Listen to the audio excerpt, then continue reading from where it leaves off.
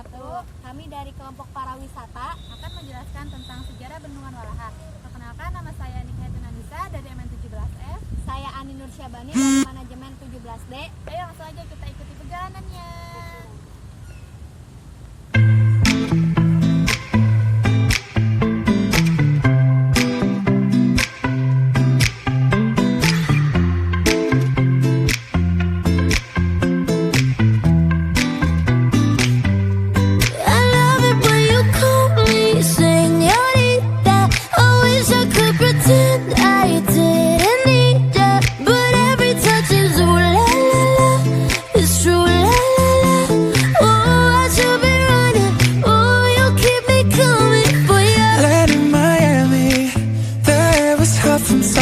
Sweat dripping off me before I even knew her name. La la la, you felt like ooh la la la, yeah, no. Sapphire and moonlight, we danced for hours in the same tequila sunrise.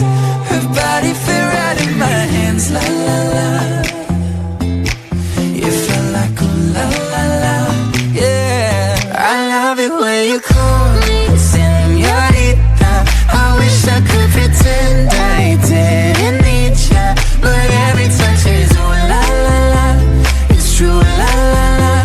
Jadi, Bendungan Walahar ini merupakan bendungan yang terletak di Walahar, Kelari, Karawang, Jawa Barat. Bendungan ini merupakan salah satu bendungan peninggalan masa penjajahan Belanda yang masih ada dan kokoh berdiri di Karawang.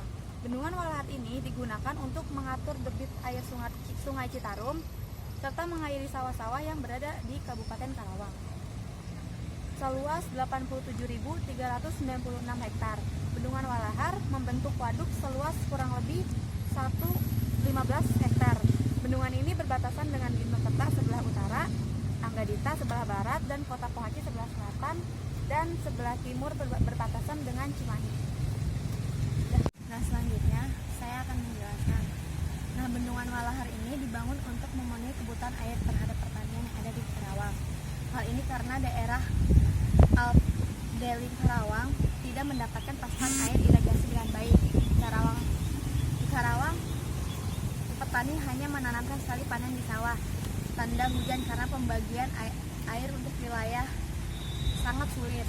Bendungan Walahar terletak di antara Sungai Citarum dan Cilamaya. Bendungan Walahar ini juga disebut sebagai proyek Citarum karena air digunakan untuk bendungan tersebut berasal dari Sungai Citarum.